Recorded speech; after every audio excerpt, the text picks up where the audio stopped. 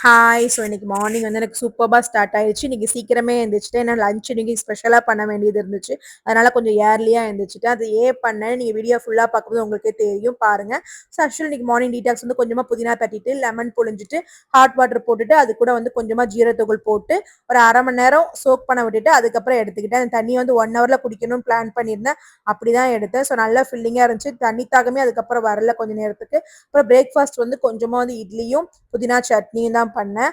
So as usual இன்னைக்கு breakfast வந்து சிம்பிளா முடிஞ்சிருச்சு. லஞ்ச் வந்து ஸ்பெஷலா பண்ணேன். உருளைக்கிழங்கு வறுவல், அப்புறம் வந்து கொஞ்சமா தக்காளி பச்சடி, கேரட் பீன்ஸ் பொரியல். இன்னைக்கு சாம்பார் கொஞ்சம் டிஃப்ரெண்ட் ஸ்டைல கல்யாண வீட்டு சாம்பார் ஸ்டைல்ல பண்ணேன். ஸோ நல்லா வந்துருந்துச்சு.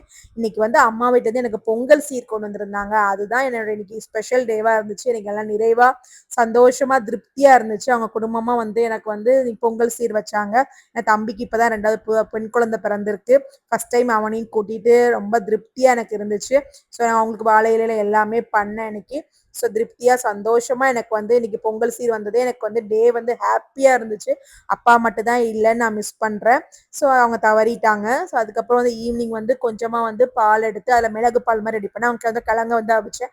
ஸோ இன்னைக்கு நைட் டின்னர் எனக்கு இதுலயே வந்து பசிக்கவே இல்லை. அதுக்கப்புறம் கொஞ்சம் ஃபோட்டோஸ் எடுத்துட்டு அப்புறம் அவங்களும் கிளம்பிட்டாங்க. எனக்கு நல்லபடியா பொங்கல் சீர் கொடுத்துட்டு.